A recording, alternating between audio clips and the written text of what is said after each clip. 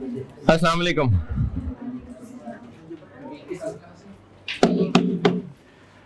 दुरूद शरीफ पढ़ लें।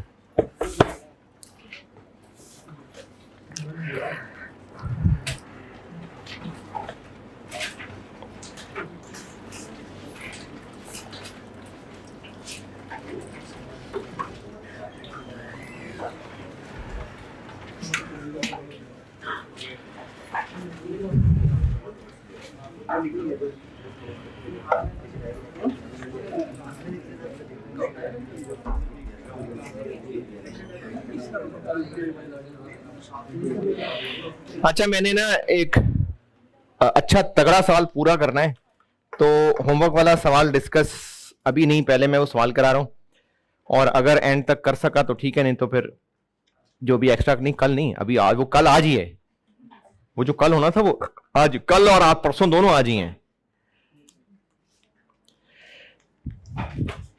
हाँ, बस इतना बता दें कि किया है किसी ने होमवर्क वाला सवाल और कुछ भी समझ नहीं आया, यानी कोई बहुत बुरे हालात नहीं हैं। चले, ये टारगेट सेटिंग और ये सब काफी है, लेकिन मैं ना अभी कराने लगा हूं दो सवाल कराने लगा हूं, और बर्फ पे सीवीपी बहुत है। आपको ना 2 सवाल बता रहा हूं, अगर कर सकें, करना चाहें तो कर दें, अच्छी बात है, ना कर सकें तो कोई बात नहीं, अगली दफा सही।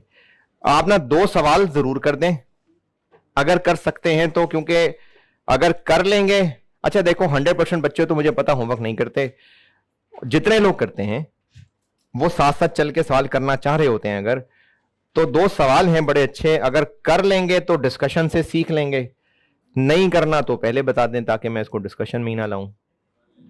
कर लेंगे। 2 सवाल बता रहा हूं, एक है स्प्रिंग 22, ये मैंने अपने इस चैप्टर में क्वेश्चन 2 बनाया हुआ है, रियो लिमिटेड के नाम से। इसमें भी बड़ी अच्छी वो कंट्रीब्यूशन वगैरह की कैलकुलेशन है, डोनट्स हैं और इस तरह से ना, कॉस्ट किसी में ज्यादा है किसी में कम है, तो वो बड़ी अच्छी कैलकुलेशन है। एक ये है, और एक ऑटम 18 बास्केटबॉल प्राइवेट लिमिटेड, अपने चैप्टर में मैंने क्वेश्चन 7 बनाया हुआ है इसको।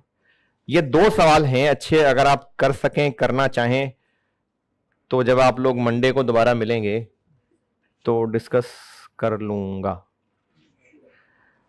अच्छा, एक तो ये हो गई बात। दूसरा, जो बच्चे नहीं अभी रुकेंगे ना इस क्लास के बाद, क्योंकि अभी 2 क्लासेस और करनी है, तो वो मंडे को ये लेक्चर देख चुके हों, क्योंकि मैंने भी शॉर्ट टर्म डिसीजन मेकिंग शुरू करानी है, और वो जो बेस बननी है वो यहीं बनानी, तो इसलिए। लेकिन अगर आप कुछ सुबह से क्लासें ले लेके थके हुए ना, तो सिर्फ इस वजह से ना बैठे कि कौन ऑनलाइन लेक्चर देखेगा, जाके नहा धो के वापस आ जाना है तो। लेकिन अगर फ्रेश हो, बल्कि नहा धो के क्या हो सकता है, किसी का महीने का प्लान होता तो मैं क्यों तंग करूं। आप अगर फ्रेश हो तो कंटिन्यू करिएगा। इस चैप्टर के ना सीवीपी के मैंने 4 टुकड़े किए थे, और एक टुकड़ा मैंने ये बनाया था कि बस कुछ भी मैनेजमेंट ने सोचा होगा करने का, और आपसे फिर उसके असरात पूछे होंगे। कुछ भी ऐसा हो सकता है जो मैनेजमेंट ने एक्शन लेने का सोचा है, और आपसे कहा जा सकता है कि बताएं इससे क्या फर्क पड़ेगा। तो इसमें मेन काम सवाल ध्यान से पढ़ना है, सवाल वाला ही गाइड करेगा कि करना क्या है। इसका कोई ऐसा फार्मूला नहीं है, फार्मूले वही ब्रेक इवन वगैरह ही थे, या वो जो टारगेट सेटिंग कर रहा था उसमें वही 2 इक्वेशंस पे बेस्ड था सवाल। इसमें कोई फार्मूला नहीं है, मैं सिर्फ ये कह रहा हूं कि सवाल ध्यान से पढ़ें, इसमें सवाल वाला ही बताएगा कि हमने करना क्या है।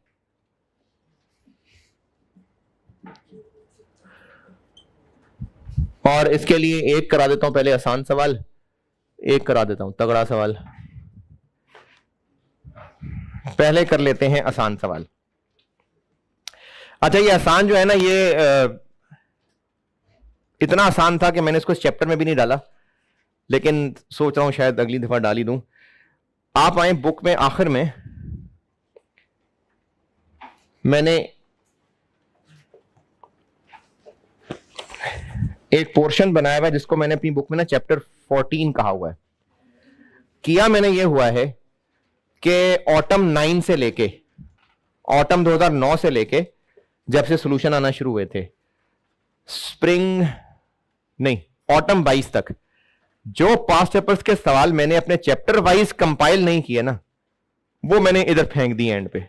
मेजॉरिटी तो कर लिए हुए हैं, लेकिन फिर भी कुछ बचे कुछ हैं जो मैंने यहां फेंक दिए हुए हैं। तो अगर कोई इतना ज्यादा पढ़ने वाला हो कि मेरी सारी बुक खत्म कर चुका हो, उसके बाद वो कहे कि और चाहिए, तो पास्ट पेपर्स के वो सवाल, अच्छा नए में से मेरा नहीं ख्याल मैंने कुछ छोड़ा होगा, लेकिन पुराने में से छोड़ दिए हुए हैं कुछ, तो वो बचे कुछ सवाल मैंने बुक में पेज नंबर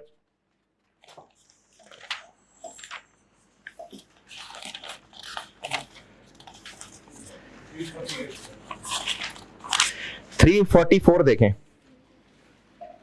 पेज 344, पेज 344। ये तो खैर पता नहीं आपको टाइम भी नहीं मिलेगा कभी देखने का। ये अभी मैंने बस एक मैपिंग की हुई है कि मैंने किस अटेम्प्ट के कौन कौन से सवाल को किस किस चैप्टर में डाला हुआ है। तो ऑटम 9 से लेके ऑटम 22 तक मैंने सारे पेपर्स की मैपिंग की हुई है। इनमें से जो जो सवाल मैंने अपने पीछे चैप्टर्स में नहीं डाले ना, वो मैंने इधर फेंक दिए सारे। तो 4 पेजेस पलट के आगे आए 348 पे। तो ये इस तरह से स्प्रिंग 10 नजर आ रहा होगा। स्प्रिंग 10 का क्वेश्चन 5 और तो 1 2 3 4 किधर गए? या तो वो सिलेबस में निकल गई चीज, वो निकाल ही दिए, या मैंने फिर चैप्टर वाइज में वो डाल दिए होंगे। तो इस तरह ना जो बचा कुचा माल है वो मैंने इधर आखिर में फेंक दिया है। तो इसमें से एक बचे कुचे माल में से कराना चाह रहा हूं आपको। ऑटम 14 वो आपको मिलेगा पेज 362। ऑटम 14 अटेम्प्ट का क्वेश्चन 2 था। ये ऑटम 2014 अटेम्प्ट का क्वेश्चन 2 था। मेरी बुक में पेज 362 पे है। पढ़ ले, मैं करता हूं।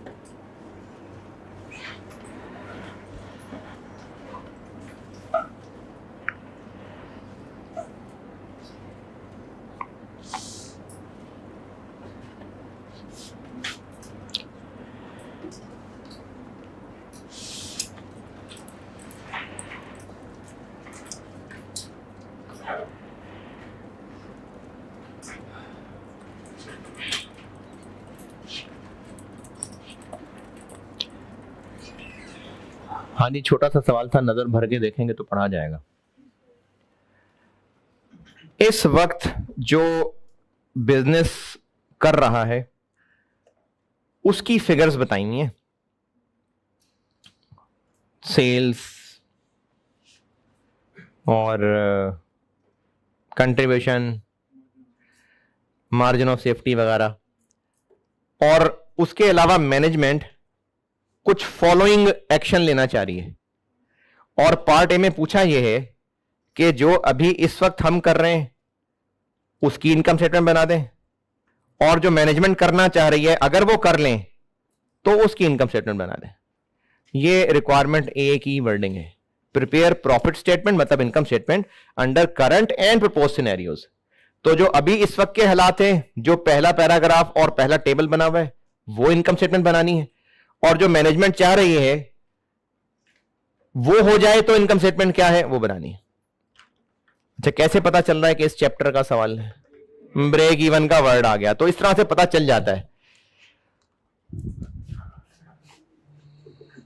ऑटम 14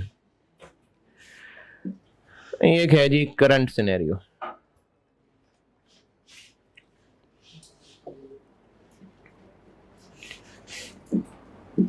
और इस चैप्टर में तो हम लोग वेरिएबल फिक्स को अलग अलग रखते हैं, तो इस चैप्टर के सवालों में आप देखेंगे हम यही वाला काम कर रहे होते हैं। सेल्स, वेरिएबल कॉस्ट, कंट्रीब्यूशन,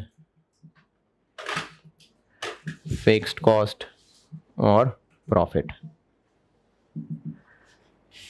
तो सेल्स कितनी? 125 लिख दूं उधर?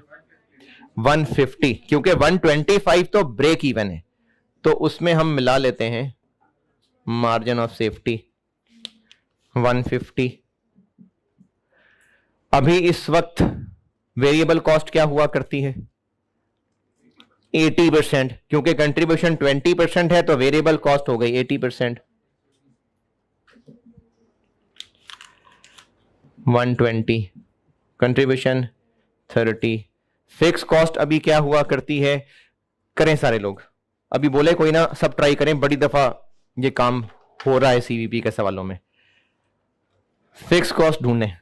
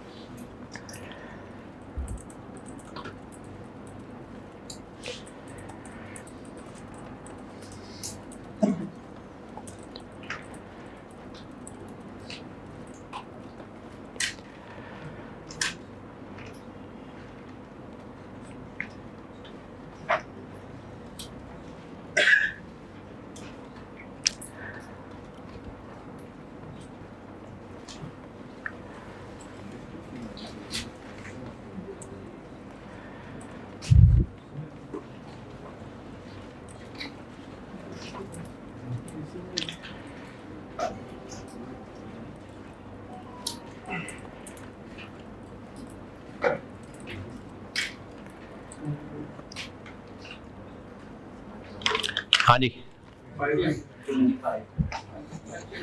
25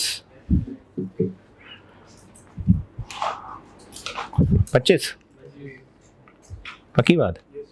चलें, ठीक कह रहे होंगे।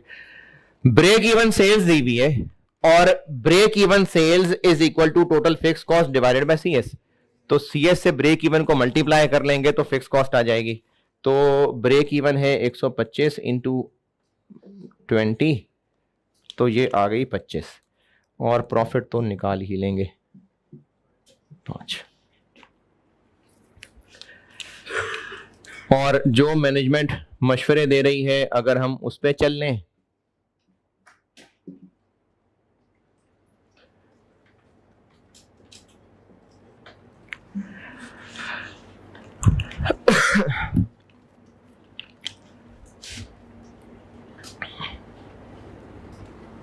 ऐसे भी हो सकता है कि कंट्रीब्यूशन जितना है मार्जिन ऑफ सेफ्टी माइनस कर दें।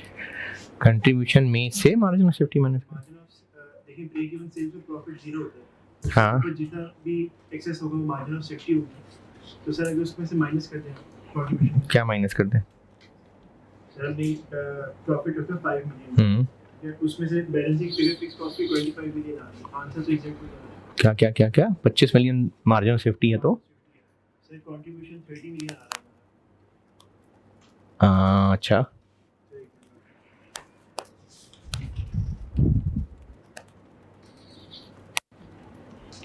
सर जितना प्रॉफिट हमारा इस वक्त आ रहा है, प्रॉफिट 5 मिलियन का आ रहा है, उसमें से कंट्रीब्यूशन आपने प्रॉफिट आया कैसे 5?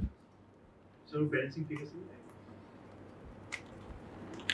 मैं आपसे किसमें से क्या माइनस किया?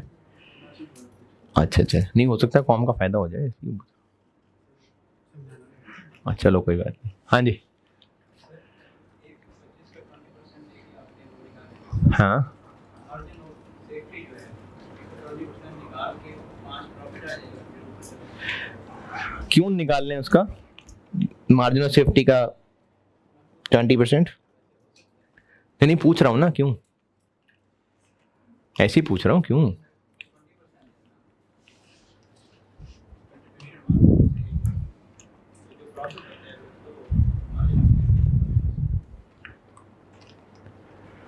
अच्छा ये बाकी लोग 5 मिनट से ज्यादा सवाल नहीं है, 5 मिनट भी ज्यादा कह रहा हूं, ये करें, ये करें सॉल्व, पॉइंट 1 2 3 पढ़ें और ये सॉल्व करें।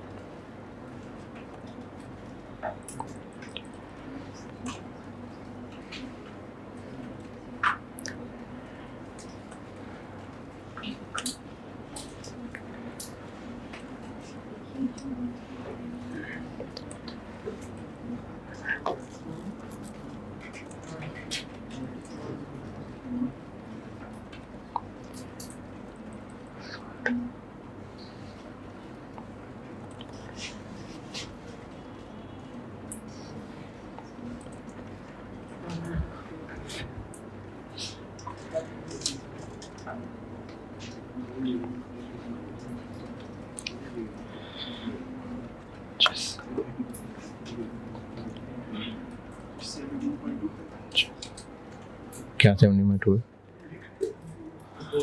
नहीं,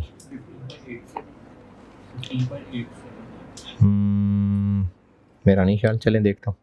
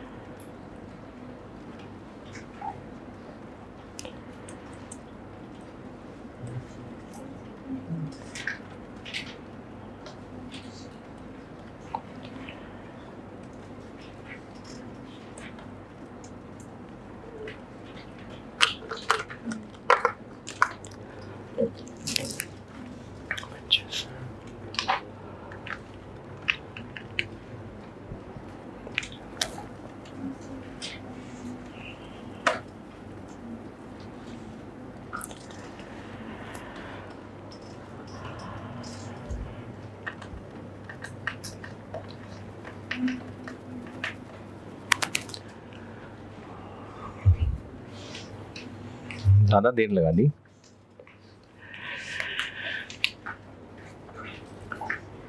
टोटल सेल्स पता है चेंज क्या होना है? प्राइस भी चेंज होनी है, वॉल्यूम भी चेंज होना है।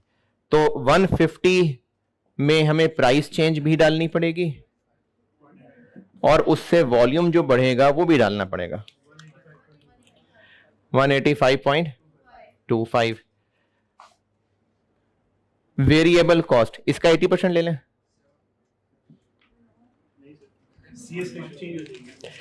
इसका 80% ले लें। 70 क्यों?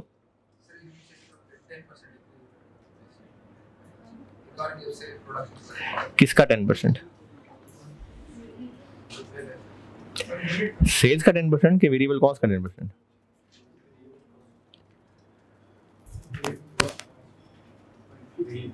वेरिएबल कॉस्ट का 10% ना, तो फिर 30 तो नहीं ना बनता। हाँ भाई, वेरिएबल कॉस्ट में अब इसका 80% ले लो, क्यों नहीं? CS रेशियो चेंज हो जाएगी। क्यों चेंज हो जाएगी? क्योंकि वॉल्यूम चेंज हो गया। वॉल्यूम चेंज होने से नहीं CS रेशियो चेंज होती, प्राइसेस चेंज से होती है। तो ये भी चेंज हो रही है और वेरिएबल कॉस्ट भी सस्ती हो रही है। तो इसलिए अब हमें यहीं से ही आना पड़ेगा। पिछले साल की टोटल वेरिएबल कॉस्ट में प्राइस चेंज भी डाल देते हैं, कितनी है? 0.9, और वॉल्यूम चेंज भी डाल लेते हैं 0.9। ओके, ये बन गई 0.4 कंट्रीब्यूशन 44.85 कंट्रीब्यूशन आ गई, और इसमें से माइनस कर लेते हैं फिक्स कॉस्ट। फिक्स कॉस्ट महंगी हो जाएगी? नहीं, महंगी तो नहीं है, कुछ और नए खर्चे भी आ जाएंगे। तो जो 25 पहले था वो तो होगा, फिर नई गाड़ियां खरीदेंगे, उसकी डेप्रिसिएशन भी हुआ करेगी, फिर एक लोन लेना पड़ेगा, उस पे इंटरेस्ट भी हुआ करेगा।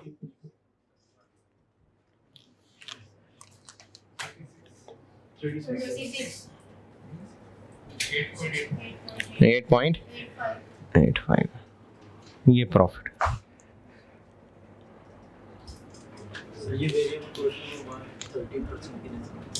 वेरिएबल है ना।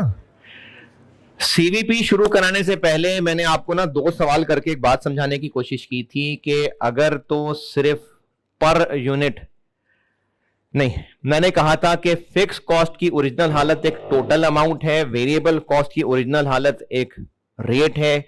अगर महंगाई डलनी है तो फिक्स कॉस्ट में वो टोटल पे लगनी है, वेरिएबल कॉस्ट में वो रेट पे लगनी है। एक बात ये की थी। फिर एक बात ये की थी कि अगर एक साल की टोटल फिगर्स हैं और उन्हीं से अगले साल की टोटल फिगर्स प्रोजेक्ट करनी है, तो टोटल फिक्स कॉस्ट को अगले साल पहुंचाने के लिए सिर्फ प्राइस चेंज डालनी है, लेकिन टोटल वेरिएबल कॉस्ट को अगले साल पहुंचाने के लिए प्राइस चेंज भी और वॉल्यूम चेंज भी। वॉल्यूम चेंज भी क्यों? क्योंकि वेरिएबल कॉस्ट टोटल निकली होती है रेट इनटू यूनिट्स करके, तो इसलिए दोनों चीजों का चेंज इसको अफेक्ट करता है। पूछें भी इसमें जो पूछना है। चलें अब आते हैं तगड़े सवाल पे। अच्छा, सवाल को मुश्किल या तगड़ा कहना आपको डिमोटिवेट कर देता? नहीं, मुश्किल हो जाती बात। चले अब आते हैं एक नर्सरी के सवाल पे।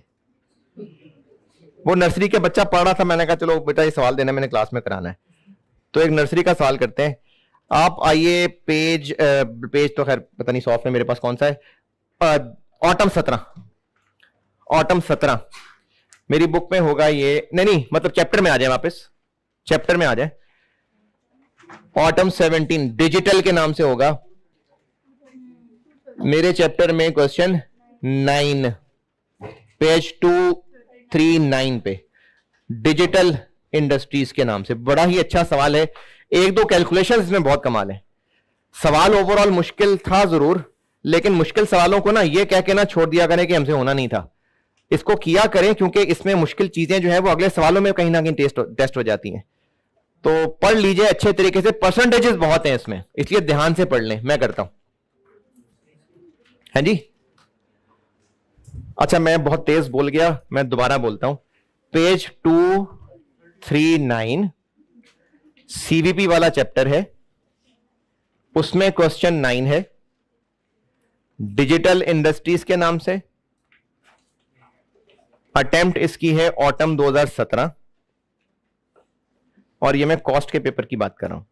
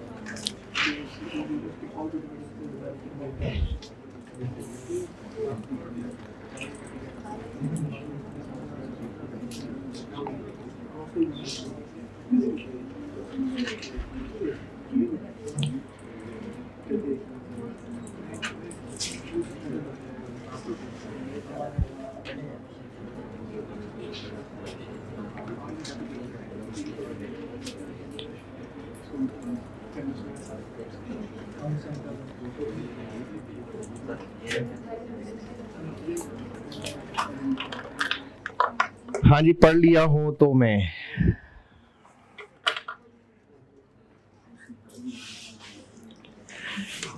आय, आय, आय।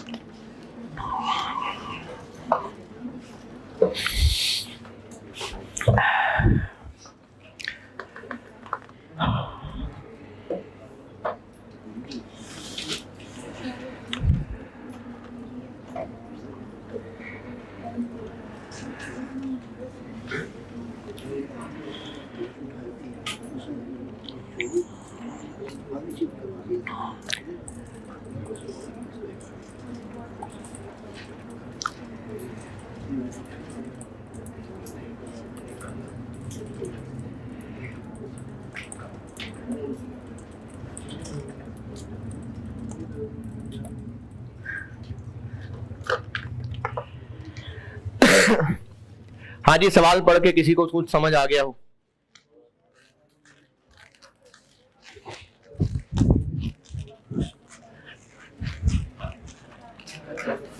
नहीं, कुछ भी नहीं।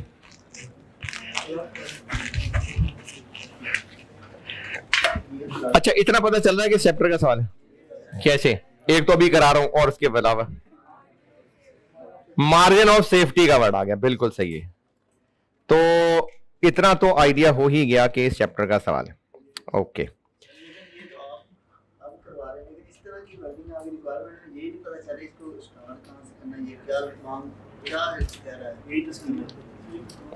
नहीं, वर्डिंग रिक्वायरमेंट की तो बड़ी क्लियर है। इस चैप्टर के सवाल की रिक्वायरमेंट क्लियरली पता चल, compute the projected sales for next year, यानी अगले सेल्स की बजट, अगले साल की बजटेड सेल्स निकालनी है, and margin of safety percentage. और क्या है इसमें रिक्वायरमेंट में जो नहीं समझ आ रहा? प्रोजेक्टेड सेल्स यानी बजटेड सेल्स, और मार्जिन ऑफ सेफ्टी परसेंटेज निकालनी है। तो इसमें और क्या वो मजीद क्लियर करता है? रिक्वायरमेंट में बजटेड सेल्स मांगी है या rent income for the year मांग ली है? बजटेड सेल्स है ना, और मार्जिन ऑफ सेफ्टी परसेंटेज है। तो ये दो चीजें करनी है कैलकुलेट। हाँ, after incorporating the effect of above measures का मतलब है कि अभी बिजनेस 2017 में जो भी कर रहा था, 2018 के हवाले से उनका प्लान ये है कि प्लांट चेंज कर लेंगे, फिर उस प्लांट के फजाइल बयान किए हुए, फिर आगे खर्चों की महंगाई, सस्ता होना, वो सब डिटेल बताई हुई है। तो प्लान ये है जो पॉइंट नंबर 1 से लेके पॉइंट नंबर 5 तक लिखा हुआ है। और रिक्वायर ये किया है कि जो पिछले साल हो रहा था, जो अगले साल हमने काम करना है उसके मुताबिक बजटेड सेल्स निकाल दें और margin of safety units percentage में निकाल दें। ये है सवाल की रिक्वायरमेंट। अच्छा, मार्जिन ऑफ सेफ्टी और ब्रेक इवन सेल्स, इनसे पक्का पता चलता है कि इस चैप्टर का सवाल है। मार्जिन ऑफ सेफ्टी निकालना है और उसके लिए चाहिए होगी बजटेड सेल्स और ब्रेक इवन सेल्स। तो बजटेड सेल्स तो उन्होंने वैसे भी नाम लेके पूछ लिया है, और ब्रेक इवन सेल्स भी फिर हमें निकालनी पड़ेगी। और ब्रेक इवन सेल्स निकालने के लिए टोटल फिक्स कॉस्ट और यूनिट्स का तो कहीं डाटा है नहीं, तो सीएस रेशियो। तो ये प्रॉपर इस चैप्टर का सवाल है। सिर्फ इसमें मुश्किल ये है कि आपको जो एक्शन मजीद लेना है उसमें रश इतना ज्यादा है, परसेंटेजेस इतनी ज्यादा है कि वो उस सारी नंबर्स को, डाटा को हैंडल करने में मुश्किल जरूर है। अदरवाइज सवाल की प्लानिंग सीधी सी है कि बजटेड सेल्स निकालनी है और ब्रेक इवन सेल निकाल के मार्जिन ऑफ सेफ्टी निकालना है। प्लान तो ये है। अब वो करना कैसे है वो करते हैं, बजटेड सेल्स निकालते हैं। अब तक जितने इस चैप्टर में सवाल किए, बजटेड सेल्स फाइंड कैसे कैसे करते रहे हैं, कहीं ना कहीं तो बजटेड सेल्स निकाली। अभी पिछले सवाल में निकाली है। पिछले सवाल में क्या किया है? एक साल की टोटल सेल्स से प्राइस चेंज और क्वांटिटी चेंज डाल के निकाल ली ना बजटेड सेल्स। और भी किसी सवाल में शायद बजटेड सेल्स निकाली है पहले। ब्रेक इवन सेल निकाल के मार्जिन ऑफ सेफ्टी यूज करके फिर बजटेड तक पहुंचे थे। और शायद किसी सवाल में यूनिट्स दिए हों, प्राइसेस दी हों, तो वहां से भी बजटेड सेल्स निकाल सकते हैं। अब इस सवाल में यूनिट्स और प्राइसेस तो है नहीं, तो फिर ब्रेक इवन से मार्जिन ऑफ सेफ्टी के जरिए भी बजटेड सेल्स तक पहुंच सकते हैं, वो भी नहीं पहुंच सकेंगे। क्यों नहीं पहुंच सकेंगे? मार्जिन ऑफ सेफ्टी तो हमने खुद निकालना है, मार्जिन ऑफ सेफ्टी तो निकालना है ना। तो फिर बजटेड सेल्स निकालने के लिए देखें, आप ना जब पेपर में सवाल सॉल्व कर रहे होंगे ना, अभी इस वक्त आप लोगों को सवाल देख के लगता है बड़ा मुश्किल सवाल है, लेकिन आप किसी भी सवाल को पढ़ के पूरी कॉस्ट रिकॉल करें कि कहां कहां ऐसा हमने किया हुआ है। जब आप चैप्टर को शॉर्टलिस्ट, किसी को यह लग रहा हो कि ओवरहेड वाला चैप्टर है, किसी को इन्वेंट्री मैनेजमेंट नहीं, वो जो 10 दफा 20 दफा हो गया हुआ है, उसी की बात कर रहा हूं। किसी को लग रहा हो इन्वेंट्री मैनेजमेंट का सवाल है? नहीं, प्रोसेस कॉस्टिंग लग रही हो किसी को, वेरिएंस। तो ये चैप्टर ही सीवीपी है, सवाल पहचाना गया। अब आप ना अगर सवाल को नहीं समझ पा रहे, ये मैं आपको एग्जाम का हल बता रहा हूं, तो आपने तैयारी तो की होगी, पेपर देने से पहले तो कर ही ली होगी। तो आप अपने दिमाग में ना उस चैप्टर के सारे सवालों को रिकॉल करें कि किस किस सवाल में हमने क्या किया था, उसी पे ही को जोड़ तोड़ करके हिंट मिल जाया करते हैं। जब पूरा चैप्टर रिकॉल करते हैं ना तो मिलते हैं हिंट कि हाँ इस तरह की चीज फलाने सवाल में थी, उससे मिलता है आइडिया। ये प्रैक्टिस का फायदा होता है। तो बजटेड सेल्स इसी चैप्टर के सवालों में अभी जस्ट 5 मिनट पहले हमने निकाली है, तो उसका रास्ता इसलिए यहां मिल रहा है कि आपको पिछले साल की टोटल सेल्स पता चल गई, प्राइस चेंज बता दी, और पॉइंट नंबर 1 की बहुत सारी कहानी से क्वांटिटी चेंज भी निकाल लेंगे हम। तो इसलिए बजटेड सेल्स निकालने के लिए अभी जो पिछले सवाल में काम किया था बिल्कुल वही करूंगा मैं। ऑटम 17 प्रोजेक्टेड सेल्स या बजटेड सेल्स कह लें, ये निकालते हैं।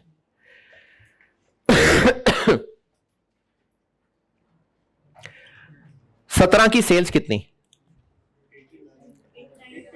89.6 मिलियन। अब यहां से अगले साल तक जाना है, तो प्राइस चेंज और क्वांटिटी चेंज। प्राइस चेंज कितनी है दूसरे तीसरे पॉइंट में बताया होगा कहीं, सवाल पूरा पढ़ा हो तो फिर ना। सेल प्राइस 2% हम कम कर देंगे, 0.98, और अगर हमें 1 पॉइंट समथिंग पता हो तो ये फिगर निकल आएगी। अब इस 1 पॉइंट समथिंग के लिए पॉइंट नंबर 1 को खंगालते हैं, प्राइस चेंज क्वांटिटी चेंज, इससे बजटेड सेल्स निकल आएगी। क्वांटिटी चेंज ढूंढते हैं।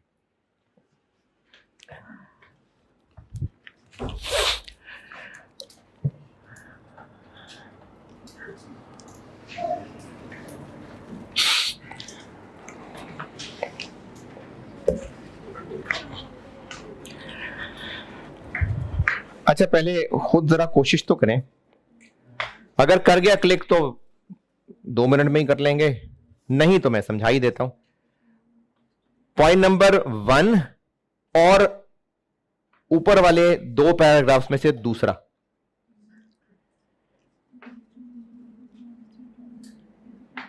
बल्कि दूसरा क्या, आखिरी सेंटेंस उसका कि करंटली प्लांट कितनी कैपेसिटी पे रन हो रहा है, 70%। ये जुमला और पॉइंट नंबर 1,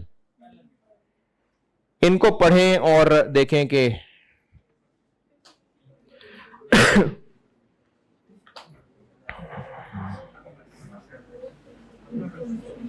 हाँ जी 15%।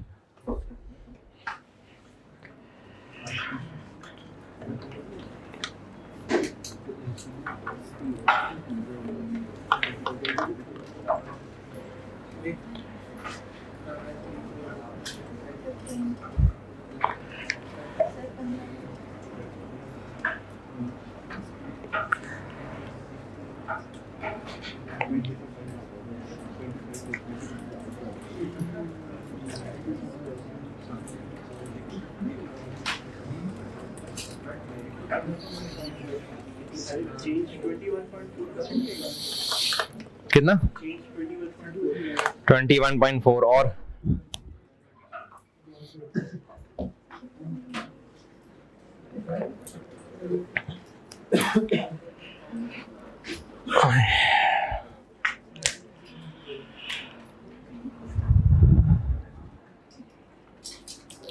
सही टाइम पे आए हो भाई, अभी वहीं से आगे चलने लगा।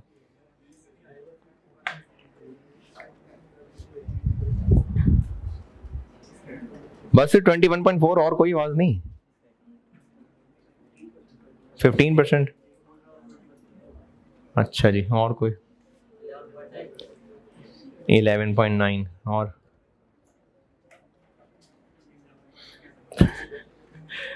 नहीं।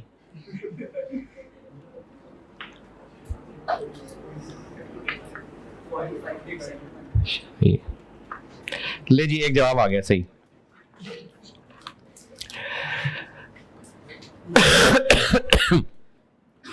चले इधर समझाता हूं। एग्जिस्टिंग प्लांट की जितनी कैपेसिटी है, नया प्लांट उससे 20% ज्यादा कैपेसिटी वाला है, या फिर जितने यूनिट्स पिछले साल बनाते थे उससे 20% ज्यादा बनाएंगे?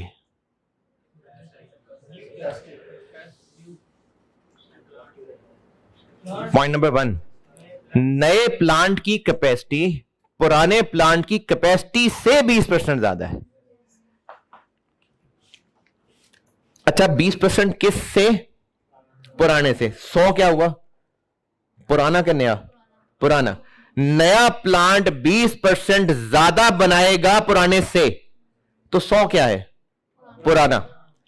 जो ओल्ड प्लांट है उसको हम मान लेते हैं 100। अच्छा, जितने पुराने से हम प्रोडक्शन कर रहे थे उससे 20% ज्यादा, या पुराने की टोटल कैपेसिटी से? टोटल कैपेसिटी से। तो पुराने की टोटल कैपेसिटी को मैं 100 कह रहा हूं। हम इस 100 में से बनाया कितने करते थे? यानी हम इस वक्त 70 पे थे। जो नया प्लांट होगा वो इससे टोटल कितनी कैपेसिटी वाला होगा? 120। और हम इसमें इस्तेमाल कितना किया करेंगे? किसका? 85। इसका 85।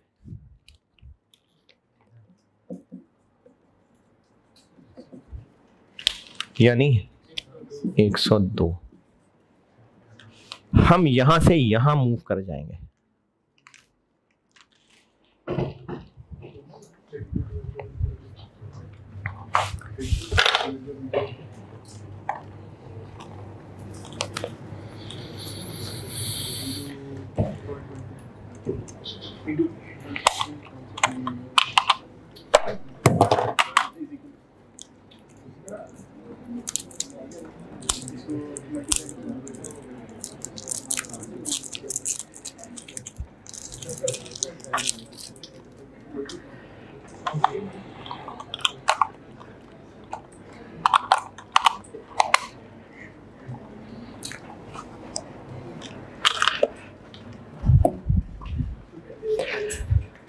हाँ जी, हम 70 पे थे, हम 102 पे मूव कर जाएंगे, तो कितने % हम वॉल्यूम इंक्रीज कर जाएंगे?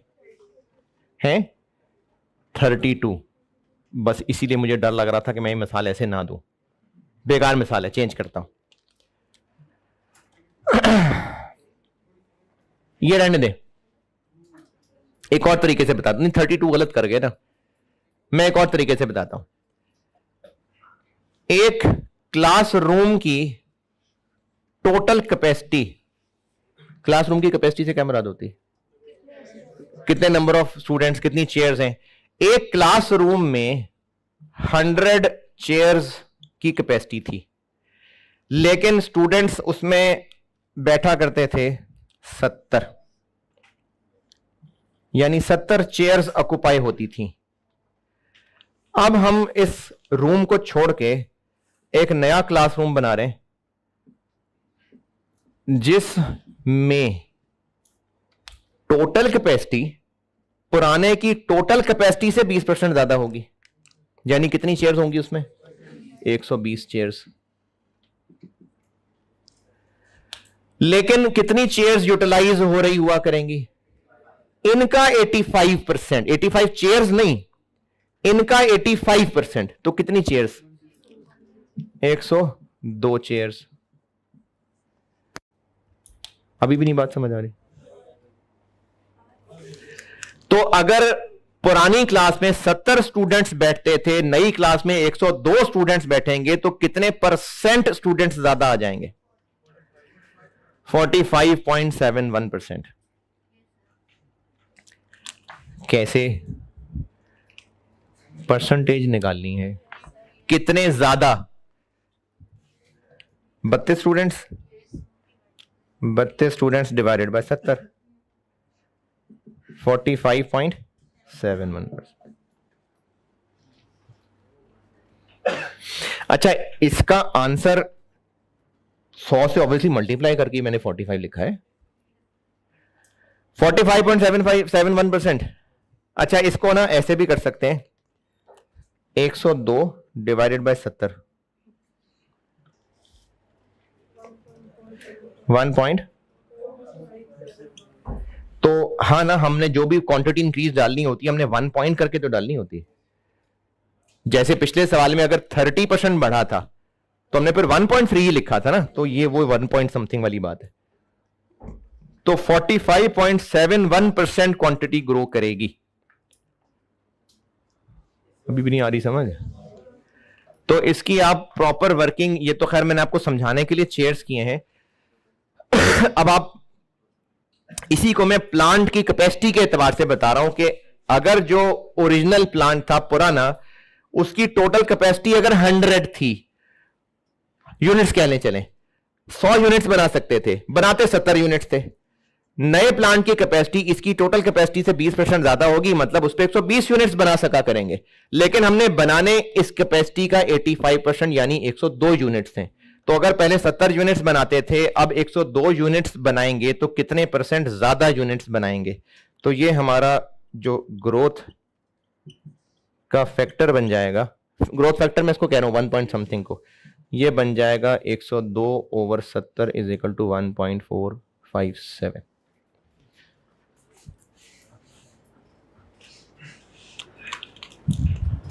Four 571 working 1।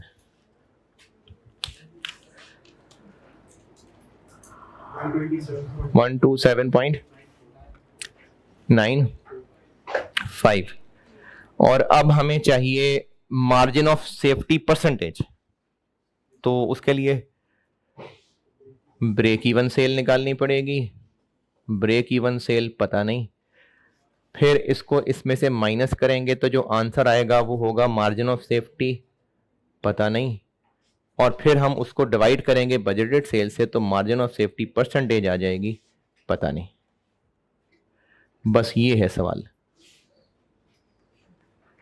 बजटेड सेल्स निकल आई, इसमें से ब्रेक इवन सेल माइनस करेंगे, margin of safety rupees in million निकलेंगे, फिर परसेंटेज बनाने के लिए ये आंसर, ये रिक्वायरमेंट, ये थी रिक्वायरमेंट और ये।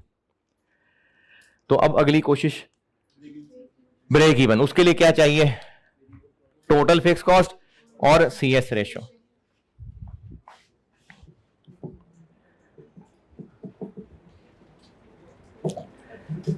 Total fixed cost divided bye CS ratio, और टोटल फिक्स कॉस्ट पता नहीं और CS रेशो पता नहीं। टोटल फिक्स कॉस्ट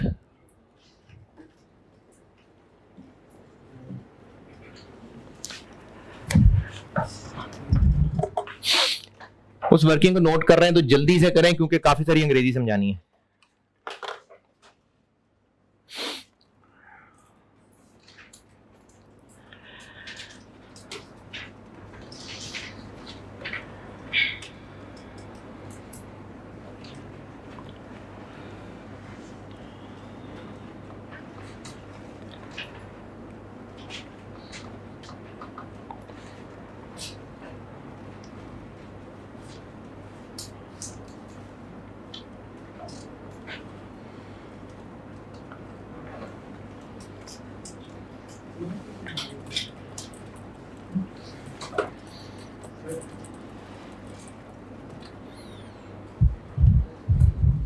सर की आवाज आई थी कहीं से।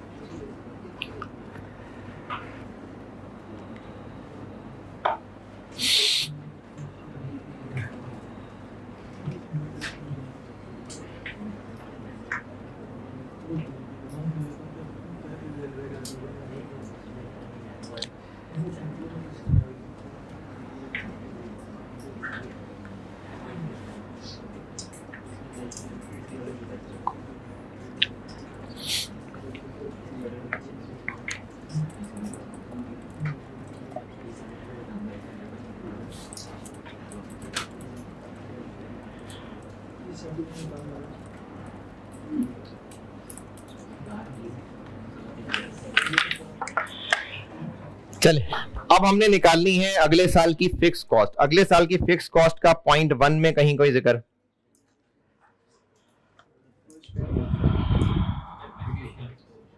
डेप्रिसिएशन होगी, और बैंक लोन है तो इंटरेस्ट भी होगा, ठीक है। और आगे पॉइंट 2 में, पॉइंट 3 में, पॉइंट 4, पॉइंट 5, पॉइंट 5 में लिखा हुआ है कि ओवरहेड्स 4% महंगे होने। किससे 4%? तो इसका मतलब है पहले हमें 2017 सॉल्व करना पड़ेगा, फिर 2018 कर रहे हैं हम, है ना? 17 के बाद 18 ना, तो ये हम 18 कर रहे हैं सॉल्व। 17 के लिए हमें पहले फिक्स कॉस्ट निकालनी पड़ेगी। क्यों निकालनी है? क्योंकि उसको इन्फ्लेट करना है। तो 17 में फिक्स कॉस्ट थी कितनी, वो तो बता ही नहीं। हाँ जी, फर्स्ट पैराग्राफ में जो कहानी है बस वहीं कहीं कहानी है। तो पिछले साल की टोटल फिक्स कॉस्ट, अभी पिछले सवाल में भी किया था, क्या किया था? ब्रेक इवन पे सीएस रेशो लगाई थी। तो पहले पैराग्राफ में बताया हुआ है कि पिछले साल हमारा जो ब्रेक इवन था उससे भी एक्चुअल सेल्स कम थी। और कितनी कम थी कि एक्चुअल सेल्स ब्रेक इवन का 80% थी। तो ब्रेक इवन तक पहुंच सकते हैं कैसे? 89.6 मिलियन को 80% से ग्रॉस कर दें, ये आ गई पिछले साल की ब्रेक इवन। और पिछले साल की ब्रेक इवन निकली होंगी break even sales is equal to total fix cost over CS. और पिछले साल सीएस क्या थी? 20। तो इस पे 20% लगा देंगे, 25 थी, सॉरी 25। तो टोटल फिक्स कॉस्ट आ जाएगी 28। ये पिछले साल की टोटल फिक्स कॉस्ट थी। अच्छा, ये जो टोटल फिक्स कॉस्ट थी ये सारी की सारी 4% महंगी हो जाएगी? नहीं, पुराने प्लांट की डेप्रिसिएशन हुआ करती थी तो वो थोड़ी महंगी होगी। तो हमें निकालना पड़ेगा कि डेप्शन के अलावा अदर फिक्स कॉस्ट क्या थी। तो पुराने की डेप्शन क्या थी? FR1 पढ़ लिया तो बाएं हाथ का खेल है आपके। अच्छा, करना सीधा सही वैसे, लेकिन कितनी है? कैसे? 18 पे डिवाइड करना है किसको? 18 कहां से आया? करके तो नहीं आया सवाल, है ना? उसकी शक्ल से लग रहा है करके आया ना पहले।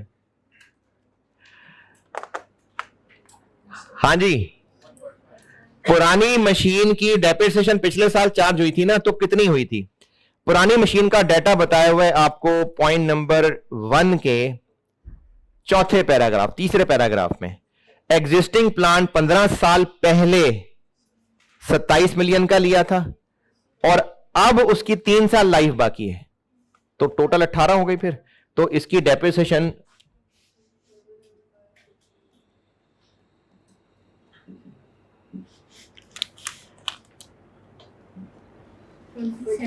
$27 मिलियन डिवाइडेड बाय 18 साल जी 1.5। तो पिछले साल जो टोटल फिक्स कॉस्ट थी, अगर उसमें से हम डेप्रिसिएशन अलग कर दें तो बाकी अदर फिक्स कॉस्ट आ जाएगी 5। ये आ गई अदर फिक्स कॉस्ट।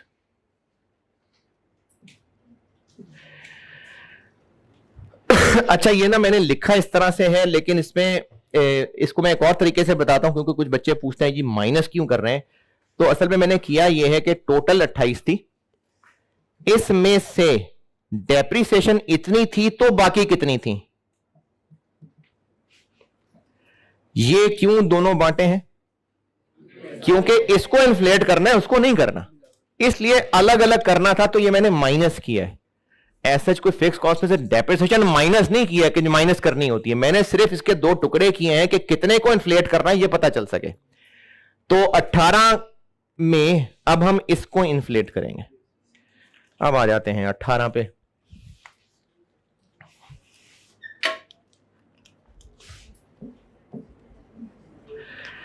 दो 2018 में एक तो ये अदर फिक्स्ड कॉस्ट हो जाएगी इन्फ्लेट, जो कि 26 थी वो हो जाएगी 1.04, 27.56। और अगले साल क्या क्या फिक्स कॉस्ट होगी? पॉइंट नंबर 1 में ही है भी बहुत कुछ। नए प्लांट की डेप्शन होगी, पुराना भी डेप्रिशिएट होगा। पुराना तो चेंज हो जाएगा ना, कि पुराना भी रखेंगे? चेंज हो जाएगा, लिखा हुआ है कि इसको एक्सचेंज करेंगे, नहीं एक्सचेंज नहीं मतलब ट्रेड इन करेंगे। तो पुराना बेच देंगे, जब पुराना बेचेंगे तो नया लाएंगे, तो डेप्रिसिएशन होगी अब नए वाले पे। नया कितने का होगा? 30, और नए की क्या लाइफ होगी? 10। तो नए की डेप्शन आ जाएगी 30/10 और ये बन जाएगा 3। हाँ जी, सर की आवाज आई थी कहीं से।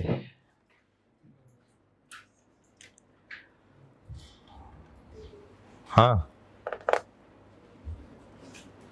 शायद सर की आवाज आती है, मेरे कान बज रहे हैं यहाँ तो शायद हैं।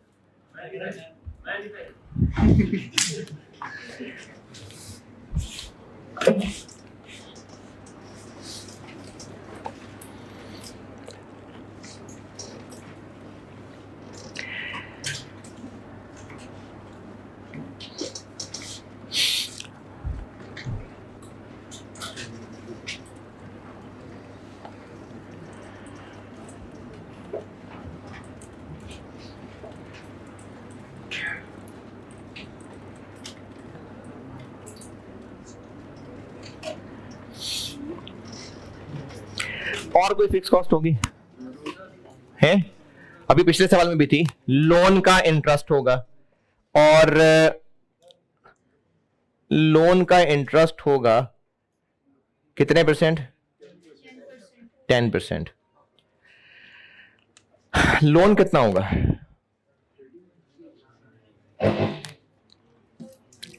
लोन कितना होगा? क्यों हम लोन क्यों लेंगे? क्योंकि नया एसेट खरीदना है या नए एसेट के पैसे देने? यही की बात है। हमने लोन इसलिए लेना है क्योंकि नया एसेट खरीदना है, या इसलिए लेना है कि नए एसेट के पैसे देने? तो पैसे कितने देने? 28। क्योंकि हम पुराने के साथ नया एक्सचेंज करेंगे, ट्रेड इन, और वो पुराना 2 मिलियन का बिकेगा।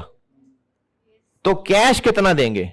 28। तो लोन हम 28 लेंगे।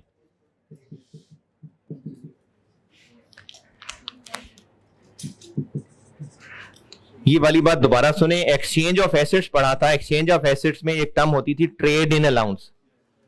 तो ट्रेड इन अलाउंस यही होता था कि पुराना कितने का बिकेगा।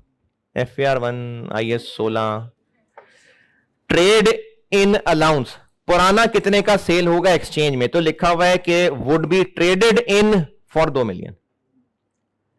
तो पुराना हम 2 मिलियन का देके नया खरीदेंगे तो पैसे 28 देने होंगे, इसलिए लोन 28 का होगा। 2.8। और कोई फिक्स कॉस्ट? अच्छा हाँ, ये 2 मिलियन से रिलेटेड ना एक सवाल अक्सर क्लासेस में आता है, लेकिन शायद आप सोए हुए हैं इसलिए आपने पूछा नहीं, या शायद आप सब लाइक हैं, आपको किसी को मसला नहीं हुआ। एक कॉमन सवाल ये है इसमें कि ये हमने 27 मिलियन पे डेप्शन चार्ज कर दी, तो कॉस्ट माइनस आरवी नहीं करना था है?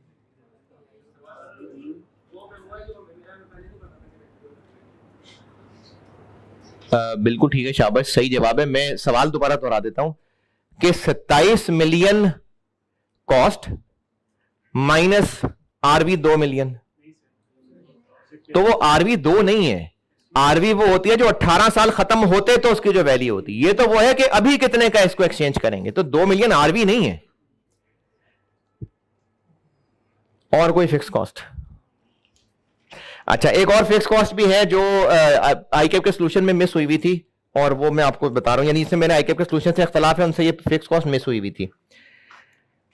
लॉस ऑन डिस्पोजल, ये कहां से आ गया है? पुराना एसेट बेचेंगे तो नया खरीदेंगे ना, तो पुराना कितने का बेचेंगे? 2 मिलियन का। पुराने की बुक वैल्यू क्या होगी वो आप कैलकुलेट कर लेंगे, तो उस पर लॉस आएगा।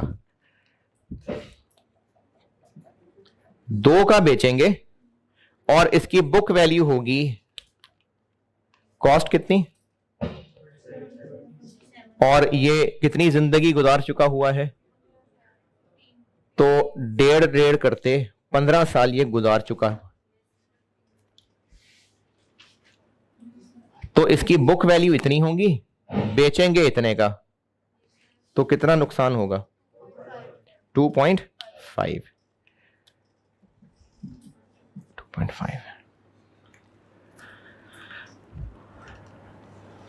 हाँ जी, 2.5। ओके, इस पे कोई एतराज किसी को? हाँ, ये असल में यही एतराज होता था, ये सुनना चाह रहा था मैं, ये फिक्स कॉस्ट क्यों है? तो फिर क्या वेरिएबल कॉस्ट है? क्या ये वेरिएबल कॉस्ट है? तो बस फिक्स कॉस्ट है भाई, वेरिएबल तो नहीं है ना, तो फिक्स्ड है, और तो होता ही कुछ नहीं है, तो इसलिए फिक्स कॉस्ट है। नहीं तो हमने आज तक सवालों में कभी ये इंटरेस्ट ऑन लोन कौन सा प्रोडक्शन से रिलेटेड है? आज तक सीवीपी के सवालों में हमने कहीं एडमिन एक्सपेंसेस नहीं लिए हैं। पार्टिसिपेट कहां करते हैं? नहीं तो आज तक हमने इस चैप्टर में कभी एडमिन एक्सपेंसेस नहीं लिए फिक्स कॉस्ट में, तो फिर वो कौन सा पार्टिसिपेट कर रहे होते हैं प्रोडक्शन में?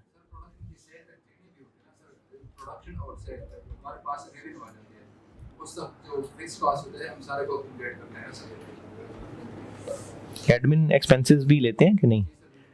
तो वो कहाँ प्रोडक्शन से सेल तक के होते हैं?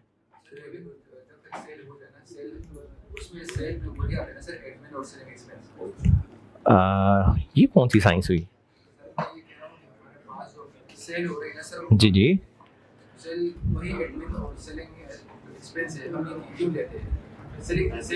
हम इसलिए लेते हैं क्योंकि हम सीवीपी के अंदर पूरे बिजनेस के एक्सपेंसेस और पूरे बिजनेस के प्रॉफिट की बात कर रहे हैं। हेड ऑफिस का रेंट है, इसका सेल्स के साथ क्या ताल्लुक?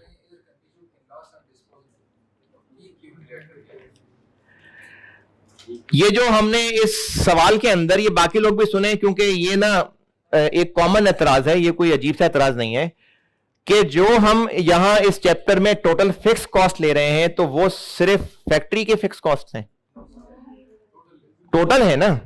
तो फिक्स कॉस्ट क्या है? एक्सपेंसेस जो वेरिएबल नहीं है, क्योंकि एक्सपेंसेस या वेरिएबल है, फिक्स्ड है, तीसरी कोई कैटेगरी नहीं है। तो क्या ये एक्सपेंस है या नहीं है? क्या ये बिजनेस का? हमने नेट प्रॉफिट इस चैप्टर में प्रॉफिट तक ही तो पहुंच रहे, ब्रेक इवन प्रॉफिट तक ही जाना है ना, तो ये एक्सपेंस है या नहीं है? एक्सपेंस है, पक्की बात है। वेरिएबल है, वेरिएबल है, यूनिट्स कम ज्यादा बेचने से इसका ताल्लुक है, तो फिर फिक्स्ड ही है ना, फिर और कौन सा है? अरे इतनी क्या मैंने मुश्किल बात कर दी? लॉस ऑन डिस्पोजल एक्सपेंस है या नहीं है? वेरिएबल है, तो फिर फिक्स्ड है।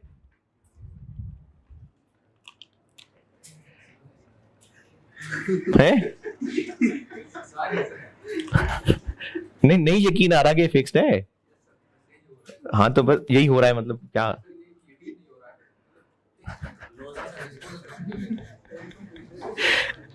अगर आपको ये यकीन नहीं हो रहा कि फिक्स्ड क्यों है, तो ये यकीन हो गया कि वेरिएबल नहीं है, ये भी नहीं है, हो गया ना। तो वेरिएबल फिक्स के अलावा और कौन सा? को खुसरा एक्सपेंस भी होता है को होता है एक्सपेंस ऐसा? या वेरिएबल एक्सपेंस है या फिक्स्ड एक्सपेंस है, और कौन सा है? वेरिएबल है, तो फिर क्या रह गया? तो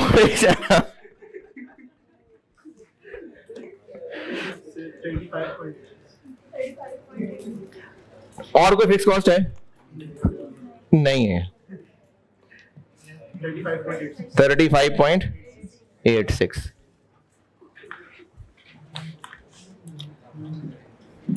35.86 मिलियन। होए होए, बस थोड़ा सा सवाल रह गया है। नहीं, थोड़ा सा तो नहीं, काफी रह गया, लेकिन खैर वो मैंने शॉर्ट टर्म डिसीजन मेकिंग करनी है शुरू, तो इसलिए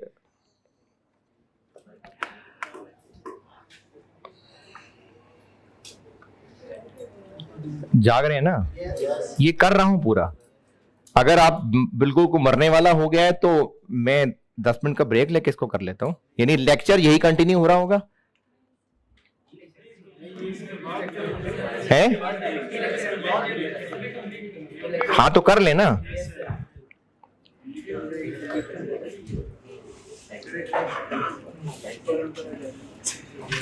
रह क्या गया है? CS ratio. तो CS रेशो निकालते हैं, और CS रेशो वही 25% ही चलेगी या नहीं? क्यों? क्योंकि प्राइसेस चेंज हो जाएंगी। अच्छा, एक चीज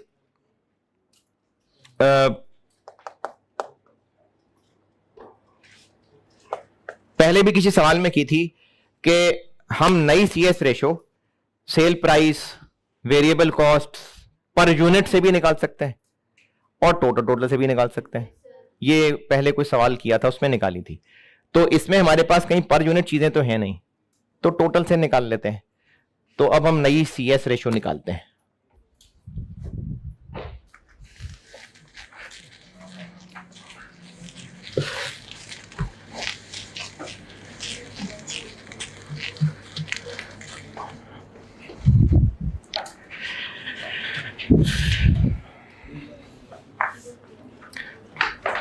जाग रहे हैं?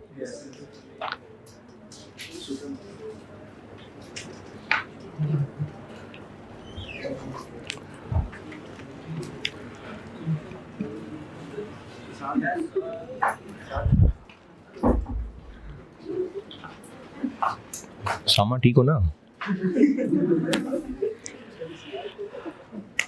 CS रेशो निकालना होगी।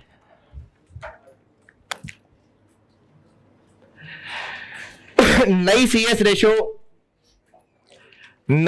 रेशो निकालने के लिए या तो सेल प्राइस पर यूनिट या वेरिएबल कॉस्ट पर यूनिट हो तो भी नई CS रेशो निकल आएगी, या टोटल फिगर्स हो तो भी नई CS रेशो निकल ही आएगी। और वैसे तो वॉल्यूम चेंज पता है, लेकिन ऐसे ही हम अपनी मेहनत क्यों बढ़ाएं? तो पहले हमें 2017 की sales, material, labour, variable overheads निकालने पड़ेंगे। क्यों निकालने पड़ेंगे? क्योंकि वो कह रहा है कि इतने % बढ़ेगा या कम होगा, तो पुरानी फिगर्स निकलेंगी तो कम ज्यादा करेंगे ना। तो पहले 2017 को सॉल्व करते हैं। 2017 की सेल्स कितनी थी? ये 89.6। 2017 की वेरिएबल कॉस्ट कितनी थी? इसका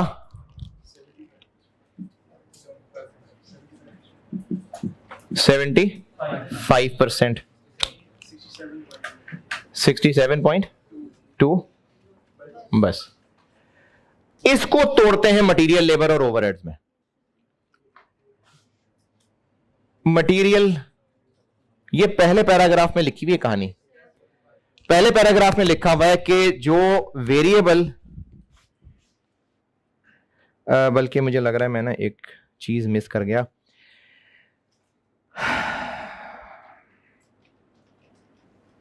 नहीं ठीक है, वो सवाल में नहीं। सही है, कुछ नहीं मिस किया। पिछले साल की जो वेरिएबल कॉस्ट थी उसका ब्रेकअप बताया हुआ है कि मटेरियल, लेबर और वेरिएबल ओवरहेड्स कितने कितने थे? 45, 35 और 20।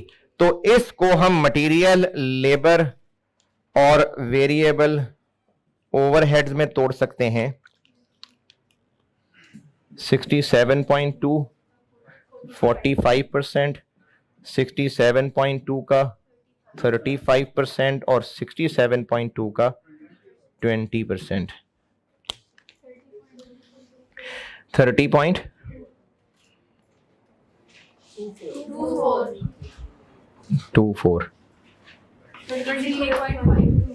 23 point 13.4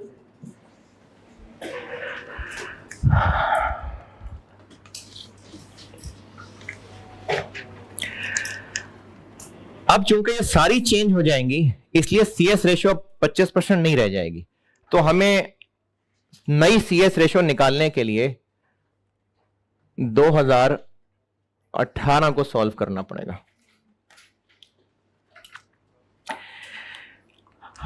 2018 की सेल्स कितनी होंगी निकाल चुके हुए हम 127.95।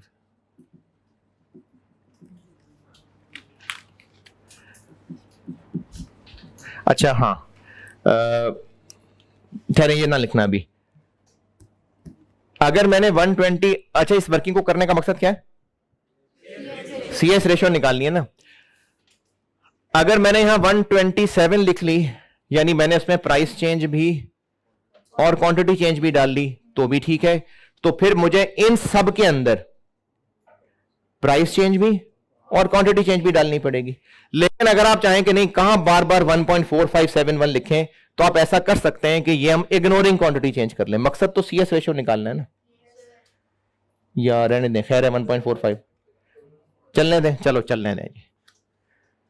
127.95 मटेरियल में क्या चेंज होगा, इनफैक्ट क्या क्या बदल जाएगा, बहुत कुछ बदल जाएगा, बदलता ही चला जाएगा। अच्छा ये ब्रैकेट में बहुत रश मचने लगा, इसको जरा ध्यान से, मैं कलर्स भी बदल लेता हूं। 30.24 क्या है?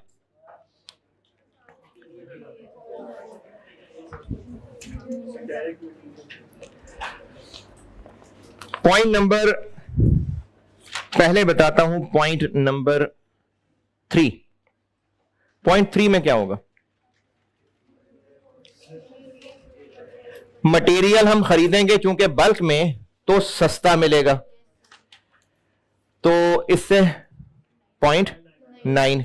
लेकिन एक चीज फिर मिस ना हो जाए, टोटल पे चल रहे हैं ना, तो ये क्वांटिटी चेंज डाल दिया। अच्छा 0.9 क्यों? सस्ता हो जाएगा, ये वो 0.9 आ गया। पॉइंट नंबर 1 समझा रहा हूं, पॉइंट नंबर 1 दूसरा पैराग्राफ। नया प्लांट प्रोसेसिंग में बहुत अच्छा होगा, टेक्नोलॉजी अच्छी होगी, तो अभी इस वक्त जो प्रोसेस में 5% लॉस हुआ करता है अब वो नहीं होगा। कैसे पता नहीं होगा? एलिमिनेट। और ये वो चीज आ गई जो पहले भी 2-3 सवालों में रिवाइज्ड इनपुट किया था। ये अगर मटेरियल कॉस्ट आया करती थी तो पहले यहां फिर वापस रिवाइज इनपुट एक चीज सिखाई थी ना। पहले लॉस इतना होता था, वो 95 किलो की बैग, और पहले इधर आएंगे फिर इधर आएंगे, तो पहले लॉस होता था 0. और अब कितना होगा? कोई नहीं, तो डिवाइडेड बाय, बस कोई नहीं डिवाइड। पहले इनपुट था जितना भी 5% लॉस हुआ करता था, अब कोई लॉस नहीं होना, तो यहां से यहां आएंगे, यहां से यहां, और लॉस ही कोई नहीं है, तो इतना ही इनपुट भी होगा। यहां से यहां गए 0.95 करके, और अब कोई लॉस नहीं होगा, तो बस यही इनपुट भी होगा। ये रिवाइज इनपुट निकल आया।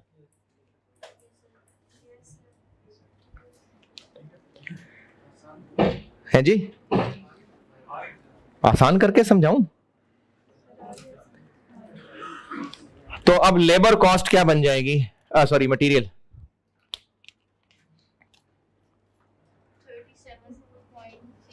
37.67।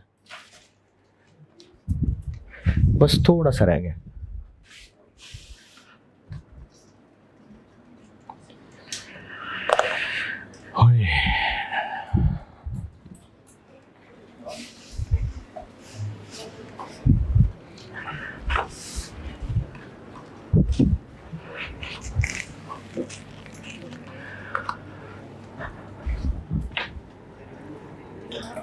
यार बड़ी हिम्मत है वैसे आप लोगों की, शाबाश, जबरदस्त।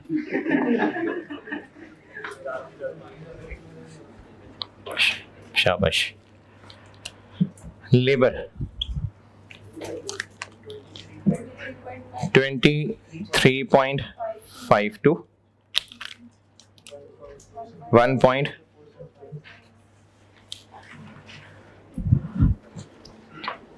अच्छा, पहले एक सवाल में किया हुआ ये काम, लेबर महंगी, वेज रेट बढ़ता है और एफिशिएंसी इंप्रूव, आवर्स कम होते हैं। पॉइंट नंबर 4, वेजेस को हमें 8% महंगा करना पड़ेगा जिससे उनकी एफिशिएंसी इंक्रीज होगी 10%, यानी वेजेस महंगी होंगी इंटू 1.08 और आवर्स कम हो जाएंगे तो इंटू 0.9। 0.4 ओके, यहां तक तो बात बन गई। पॉइंट नंबर 1 दूसरा पैराग्राफ, नया प्लांट चूंकि एडवांस्ड होगा तो वो लेबर आवर्स को 8% कम कर देगा। ये कौन सा 8% कम हो गया? अब दोबारा, पॉइंट नंबर 4 में क्या हो रहा है? पॉइंट नंबर 4 में वेज रेट बढ़ा रहे हैं। इसको आप समझें, एक बंदे को सामने रखें, उसका वेज रेट बढ़ाएंगे, मोटिवेट होगा, टाइम कम लगाएगा। ये हो गया पॉइंट 4। फिर पॉइंट 1 में कौन सा 8% है? मशीन मैं कह रहा हूं ऑटोमेटिक है, लिखा नहीं ऑटोमेटिक, मैं कह रहा हूं ज्यादा एडवांस्ड है, तो उससे लेबर आवर्स कैसे कम होंगे? वैसे ही काम जल्दी हो जाया करेगा, या शायद लेबर ही कम चाहिए हो, तो वो जो लेबर कम चाहिए होंगे उससे और 8% बचत होगी। 0.92। इन शॉर्ट जो परसेंटेज आ रही है सब लगा दें, क्योंकि आपसे ना इस एंड आंसर के नंबर नहीं, इनमें से हर एक के नंबर हैं, तो जो परसेंटेज सब लगा दें। 30.65 और last variable overheads.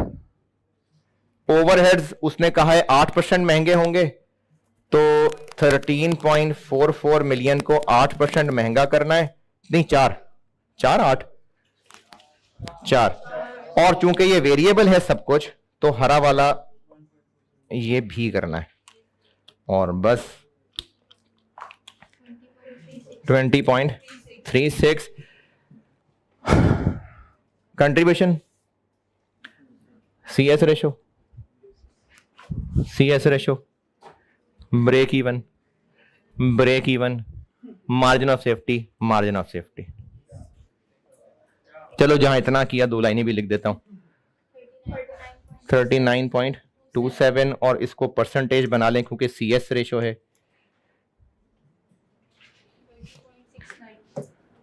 30.69%।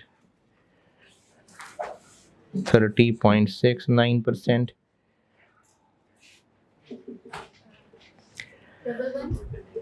6.84 8 5 margin of safety 11.1 percentage